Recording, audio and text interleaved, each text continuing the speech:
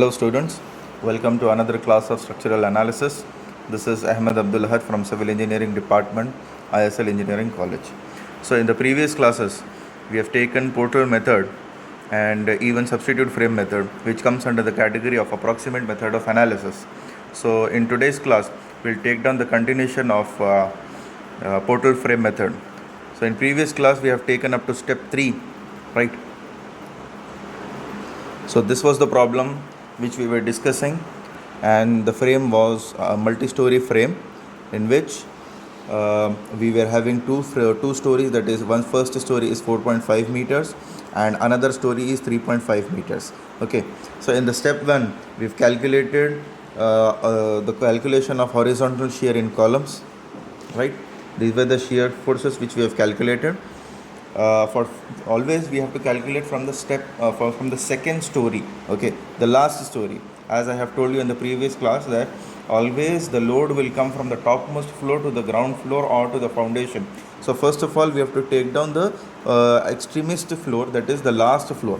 So this, we have taken first the second story, we have named it as story 2, and what are the forces, whatever the forces which we have assumed, that is horizontal force, this one, and 2p, and 2p, this one also, and even the p. So whenever we take p for exterior columns, then the interior columns will face twice the shear of exterior columns. Okay, internal columns will have twice the shear force of exterior columns. Okay, so this is what the assumption as per the requirement of portal frame method. Okay, depending upon that we have calculated the value of p, and similarly we have calculated the value of q also, okay, for second story and first story respectively. Then in the next step we went for another moment, that is moment in columns, right? So we went for moment in columns. So in case of moment in columns, again the calculation should start from the previous step, that is the last story, that is story 2. Then gradually we went for story 1 also, with the help of taking moments at the exterior columns, that is MAE, MAE and MDH. These were the moments which we have calculated from second story, and these values we got it with the help of these values, that is P and Q. Alright, P and Q. So gradually we went for another step, that is step 3, so moment at end of the beams. And this is very important point which I have highlighted in the previous class, that is sum of horizontal moments should be equal to sum of vertical moments. So for example, suppose we have ABC as a horizontal member and a vertical member is AD. So moment at AB and moment of AC, if you sum up, then that should be equal to the moment of the vertical column, that is moment in AD. So this is very important step which we have to remember throughout the problems, wherein we come across vertical members, horizontal members, right? So we have to properly calculate or take the summation of horizontal members, and we have to equate them with the vertical members. So moment which is coming from the horizontal member should be equal to the moments going for the vertical members. Okay, moments going for horizontal members should be equal to the moments in vertical members. This is very important point in step 3, that is moment at the end of beams. Okay, so depending upon that condition, we have calculated again moments in AB, DC and AE for story 2. Then we went for another story, that is first story, and moment and EG, HG should be equal to moment and EE, EI and EA. Okay, so after this one we have to go for the fourth step. So totally we have 5 steps in the calculation of portal frame method. So now we'll head for the fourth step, right? So now we'll go for the fourth step, that is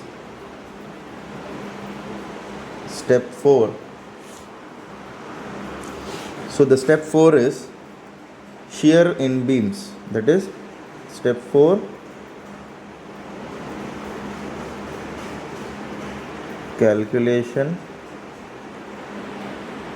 of shear in beams. Calculation of shear in beams. So again we have to start with the topmost floor, that is for story 1. For story 2. For story 2. If you see the story 2, we have to calculate shear in horizontal members, that is shear in beams. So always remember, we have to draw some shear force, okay, and we all know point of contraflexure will be at the center of the beam. So what I will do, I'll take down the shear force at the top like this, and also at the bottom, okay. Since we'll be having shear force positive and negative, right? So that is why I'm taking two forces and I'll name this as R. Okay, let us name anything. That is shear force in span AB is R. Okay. Next, I'll take down, see the forces I must take first first in upward direction, then in downward direction. Then this shear force, let us take S.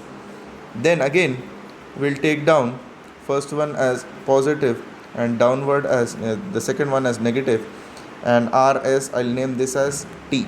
Okay. If you go for second story here, first story and second story, this one RST for second story, and EFGH will take up RST, then we'll take this as U, then this as V, and another one as UV, and this one as W. So shear force in span AB will be R, shear force for span BC will be S, and shear force for span CD will be T.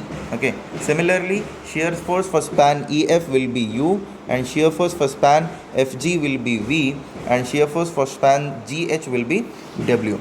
So these were the shear forces. Now we'll calculate for story 2. Let us take the first span, that is span AB. I'll write here span AB. Okay. Now always we know shear force will be equal to force into perpendicular distance, right? Force into distance, that is R into 2. Why 2? Because this distance is how much? Total distance is 4. So central distance will be 4 meters. And R into 2 will be equal to moment in AB. We know moment is equal to, I can write again, I can write as like this also. Moment in AB should be equal to R into 2. Okay, force into perpendicular distance, moment is equal to R into 2. So what happens? What will be R? R is equal to MAB by 2, right? So we know the value of MAB. What is the value of MAB we have? We know the value of MAB as 5.83, and divided by 2, you will get the shear force, that is R is equal to 2.92 kilonewton. 2.92 kilonewton. Able to follow? Yes. Now we'll go for span CD first. Okay. For span CD. Okay. For span CD, moment in member CD is equal to, what is the shear force acting over there? T into 2. Why I am taking this 2? Because this distance is 2. Moment will be equal to force into perpendicular distance. So T is equal to MCD by 2, which is equal to how much again? MCD, what is the moment in CD? Again 5.83. So 5.83 by 2, which is equal to 2.92 kilonewton. Followed.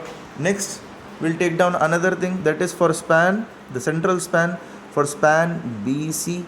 Fine. For span BC, moment in BC is equal to S into 3. Force into perpendicular distance 6 is the total span. So central distance will be half of the distance will be 3. So S, that implies S is equal to MBC by 3, right? So what is the moment in BC we have? Moment in BC we have calculated. So if you divide it by 3, you will get S is equal to 1.93 kilonewton. So these are the shear forces. I'll write here T is equal to 2.92 kilonewton. So these are the shear forces for span CD, so for span AB, BC and CD respectively. Okay. Now we'll go for the first story. We've calculated for second story, right? Now we'll calculate for first story. So now we'll go for the first story, shear force calculation in first story. For story 1. Okay. For span, what is the next span we have? We have span EF. Okay, span EF. So moment and in EF member will be equal to force into perpendicular distance, that is U into 2. So that implies U is equal to moment in EF member whole divided by 2. So that implies my shear force in member EF will be equal to, what is the value of moment in EF we have calculated? So if you divide it by 2, you will get it as 14.16 kilonewton. 14.16 kilonewton for span EF. Now we'll go for the opposite span, that is for span HL. Okay, for span GH. For span, we'll go for span, another span, that is GH. You can go for span GH. Okay, so moment in member GH will be equal to force into perpendicular distance. So what is the force over there again? There the force is W into 2. Why I am taking this 2? Because this horizontal span is 4 meters, total span is 4 meters, and shear force or point of contraflexure will be acting at the center. So force into the perpendicular distance will be 2. So mgh is equal to W into 2. If you calculate, W is equal to mgh by 2. So we know the value of mgh, right? So if you substitute the value of mgh at this place, you will get the value W is equal to 14.16 kilonewton. 14.16 kilonewton for U and W, for both. Okay. Now we'll go for another span, that is the central span, which is span FG. For span FG. So for span FG, again moment in member FG should be equal to V into 3. Why I am taking this 3? Because central total span is 6 meters. So V is equal to MFG. I'll write here. That implies V is equal to MFG. MFG divided by 3. So shear force in member FG will be equal to 9.4 kilonewton. 9.4 kilonewton. V is equal to 9.4 kilonewton. So these are the forces, shear forces for story 1 and 2 we've calculated. So it seems to be very easy, right? So all the calculations are very simple. We do not have to worry about other things like equations and slope deflection equations or moment distribution table, or similarly we do not have to go for distribution factor and displacement factor, all those things. Since it is a sway frame, even though we are calculating, we are not at all bothered about the distribution displacement or displacement factor or distribution factor. So that is the speciality of this method, wherein we do not go for mathematical equation. Instead we directly go for the values and forces of moments and shear forces. Okay, now what is the next step we have? The last step, that is axial forces in columns. Okay, so the last step is axial forces in columns. Step 5, which is nothing but we have to calculate, this is the last step, that is axial force in columns. Okay, axial force in columns. So we'll take down gradually each column.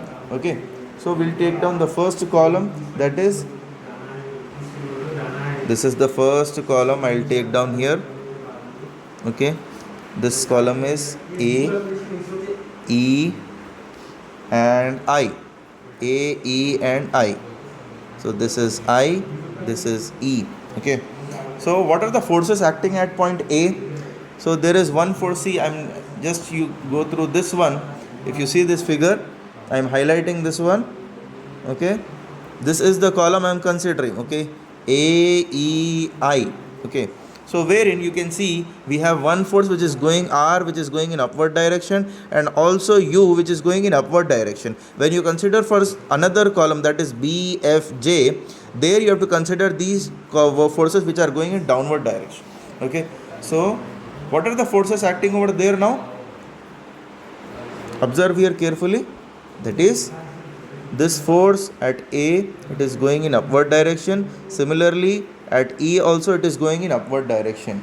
So what is the force at A? At point A, we have here R and we have here U, isn't it? So we know the values of R and U, right? So I'll take down for column AE. For column AE, it is for this column. For column AE, what is the force we have here? We have one force which is going in upward direction, that is axial force in column AE will be equal to 2.92 kilonewton, and it is going in upward direction. Okay, now similarly for column EI, for column EI, so axial force for column EI will be equal to, what is the value of U we have calculated just now? We have calculated the value of U, right? The value of U is 14.16, right?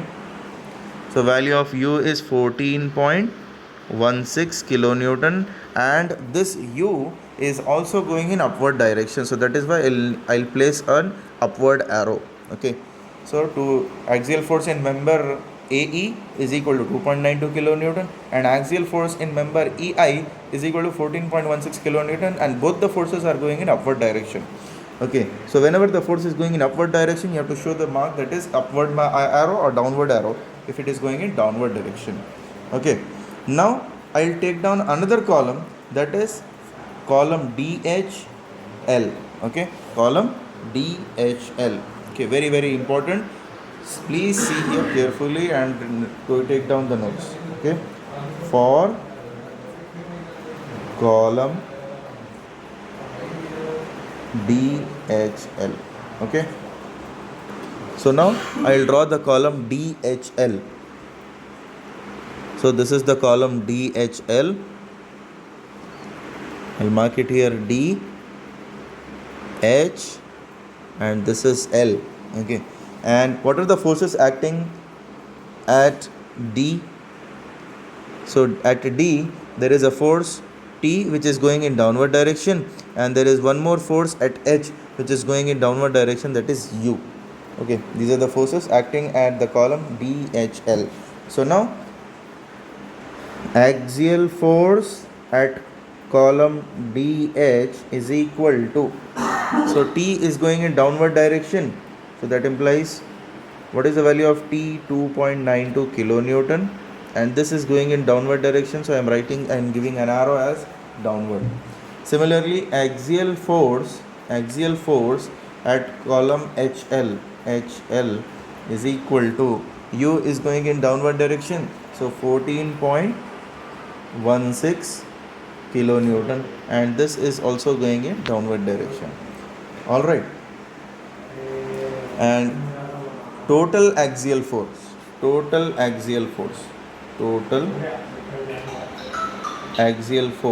equal to 2.92 plus 14.16, 2.92 plus 14.16, which is equal to how much? 17.08 kilonewton, and all the forces are going in downward direction, so arrow is downward. Now similarly we have to do the same thing here also, that is total axial force here in column AEI should be equal to 2.92 plus 14.16, which is equal to 17.08, and these forces are going in upward direction. So for column AEI, 17.08 is going in upward direction, and similarly for column DHL we got the value as 17.08, but this force is going in downward direction. So always remember, when you get the same values, then it is the indication that our calculations are completely correct.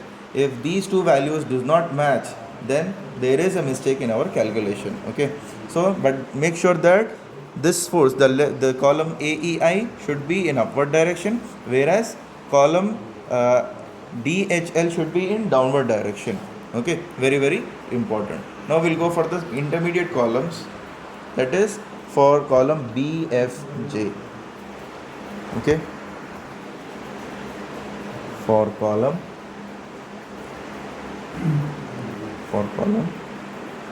BFJ. Okay, so we'll draw the column here. Fine. So this is B, this one is F, and this is J.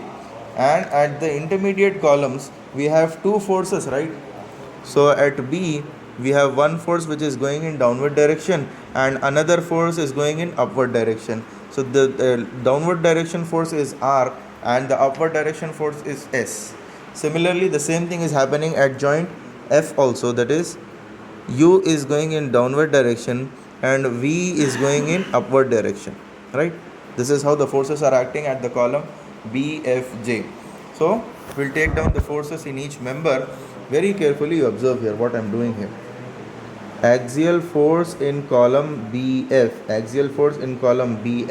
is equal to 2.92 is going in downward direction and minus 1.94 is going in upward direction. Okay,